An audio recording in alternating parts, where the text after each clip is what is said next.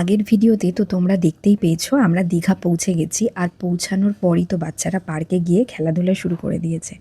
তারপর সবাই পুলে নামবো বলে বাচ্চাদের লাঞ্চ করিয়ে নিয়েছিলাম, কারণ একবার যদি নাবা হয় কেউ সহজে উঠতে চাইবে না, তারপর খাওয়া দাওয়া করতে অনেক দেরি হয়ে যাবে। ওদের একেবারে লাঞ্চ সারিয়েই তবে পুলে নামানো হয়েছিল। আর এখানে বাচ্চাদের সঙ্গে বড়রাও ভীষণ এনজয় করেছে। পুলে এত লাফালাফি করার পর সকলেরই প্রচণ্ড খিদে পেয়ে গেছিলো, তো আমরা কাছেই ভরপেট নামে একটা রেস্টুরেন্টে গেছিলাম।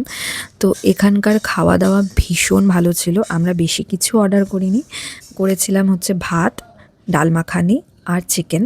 তো খাওয়া দাওয়া কমপ্লিট করার পরে আমরা ঠিক করেছিলাম যে কাছেই একটা সি বিচে ঘুরতে যাব। তো সেই মতো আমরা গাড়ি নিয়ে চলে গেছিলাম। এই বিচটা অন্যান্য বিচের তুলনায় বেশ ফাঁকা এবং নিরিবিলি ছিল। তো সেই জন্যেই আমরা যখন এখানে এসেছিলাম তখন হালকা অন্ধকার হয়েছিল ঠিকই, কিন্তু কিছুক্ষণ বাদে হঠাৎ করেই পুরো আকাশ একদম মেঘে ঢেকে যায়, একদম কালো করে আসে, আর সঙ্গে প্রচণ্ড ঝড় ওঠে।